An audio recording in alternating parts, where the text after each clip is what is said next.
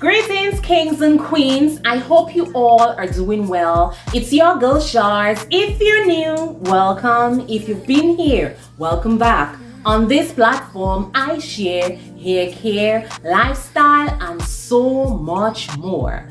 So guys, we're gonna be talking about rubber bands. So today's video is gonna be a short and sweet, get to the point video. All right, guys? Rubber bands is another controversial topic, I would say. Rubber bands can be very dangerous and not beneficial to your locks if you're using them the wrong way. If you constantly using rubber bands and keeping them for a long period of time.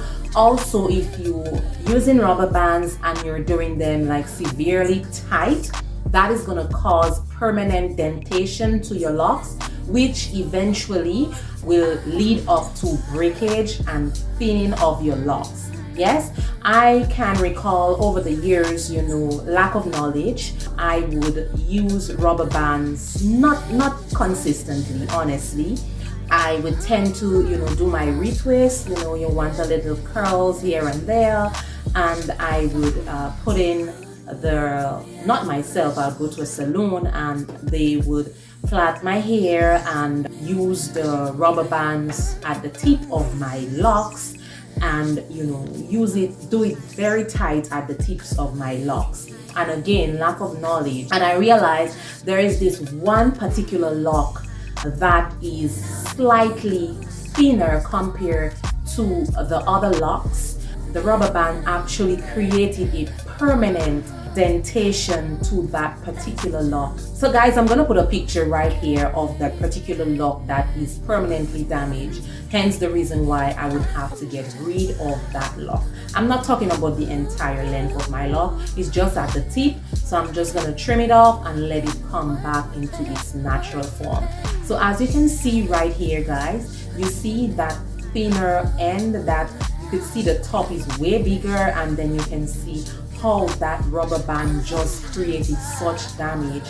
That was the result, the evidence of me using rubber bands back in the day when I didn't know much, when I had no knowledge about rubber bands and the dangers of using rubber bands for a long period of time.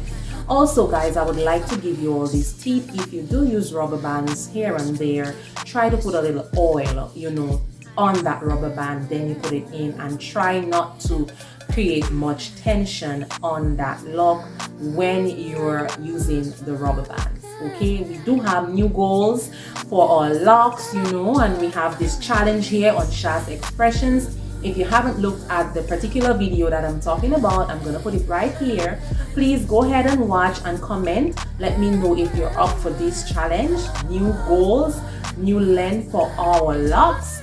We can't afford to have any breakage whatsoever. So I'm gonna do somewhat of a mini series on things that we should not do based on us trying to grow our locks longer. Alright guys, so guys, please be careful of how long you keep in the rubber bands in your locks. I know us lock people, we tend to want to have this particular style, and it calls for rubber bands. Just be very, very careful where that is concerned. And you may ask, but Sha'z, okay, if I don't use rubber bands at the tip of my locks for the particular style that I want, what should I use, or what should I do?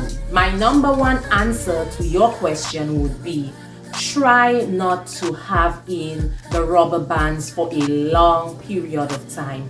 For me personally, I use rubber bands like once in a while, and whenever I do so, I keep them only 1 week. Yeah, I only keep them for a week. Yes, when I do want a little curl in my locks, when I want to do a little retwist at home, maybe like an overnight retwist, I tend to go for these scrunchies right here.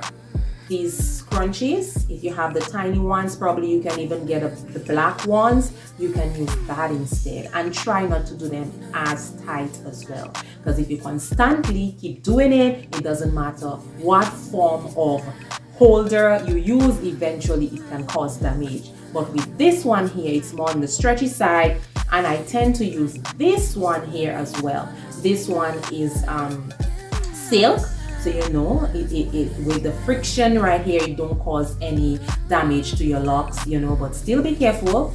I use these, and if I were to plait a few of those of my locks right here, I would just put it at the end right here like so. Yeah, and probably just give it a one more wrap around just like this.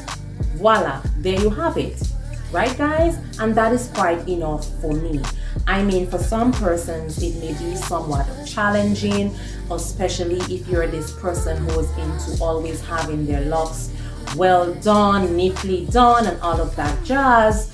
Then you may need to ask yourself, what would you prefer? Would you prefer always having your hair looking tidy and put together, or would you prefer some thick locks that's gonna carry you throughout the years with no damage, no breakage to the end, no parts of your locks that is thinner, you know, that kind of look. A lot of people walking around with this rubber band, this big beige one right here, just pull up their locks to try and get it out their way. I understand, because like I said, and I've been telling you guys, sometimes my locks get on my last nerves.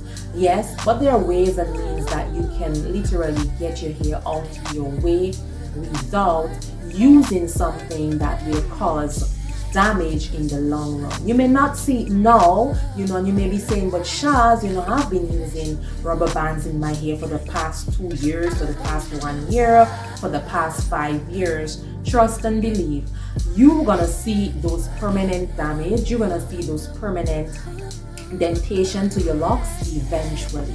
Yes, so you know, just practice to use rubber bands less. I'm not one to tell you what to do when it comes to your locks, like just don't do something.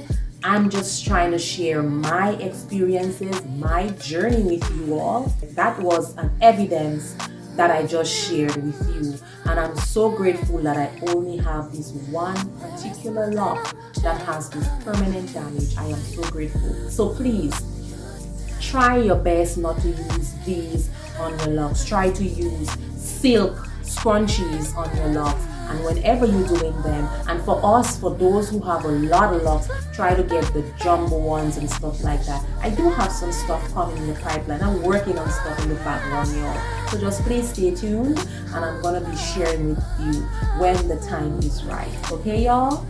So guys, I'm just here again to share my journey, my experiences with you all. Just be careful, be vigilant whenever you have on rubber bands on your locks. Try not to keep it in for too long. Like I said, the max for me with having rubber bands is a week. If you can't do that, try whenever you're putting in rubber bands, try not to put them in too tight. Try to also add some oils to your rubber bands. It will somewhat help with breakage, but it won't be a solution to that, because I mean, eventually that oil is going to dry out. So just be careful in general when it comes to rubber bands and scrunchies in general. It depends on the type of scrunchies. Try to use the scrunchies that are on the silkier sides and so forth. All right, so with that being said, thank you so much for stopping by. I do hope you guys enjoyed this video. If you do, please don't hesitate to give me a thumbs up. Leave your positive comments down below. Tell me what other videos you'd like me to share.